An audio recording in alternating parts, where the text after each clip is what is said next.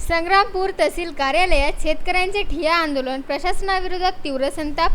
संग्रामपूर दिनांक 25 मे. ट्रॅक्टरसाठी कॅन व बॅलरमध्ये डिझेल उपलब्ध करून द्या, या प्रमुख मागणीसाठी आज संग्रामपूर तहसील कार्यालय येथे शेतकरी बांधवांच्या वतीने भव्य ठिय्या व मुक्काम आंदोलन सुरू करण्यात आले. खरीप हंगाम तोंडावर आला असताना डिझेल उपलब्धतेच्या समस्येमुळे शेतीचे कामे खोळंबत असल्याने शेतकऱ्यांनी आक्रमक भूमिका घेतली.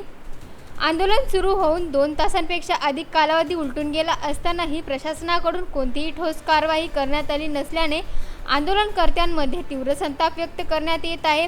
शासन व प्रशासन शेतकऱ्यांचा न्याय मागण्याकडे दुर्लक्ष करत असल्याचा आरोप यावेळी करण्यात आला. अनेक वेळा निवेदन, पाठपुरावा आणि विनंती करूनही प्रशासनाने दखल घेतली नाही. त्यामुळे शेतकऱ्यांना अखेर तहसील कार्यालयात ठिय्या आंदोलन करण्याची वेळ आली, अशी प्रतिक्रिया आंदोलनकर्त्यांनी दिली.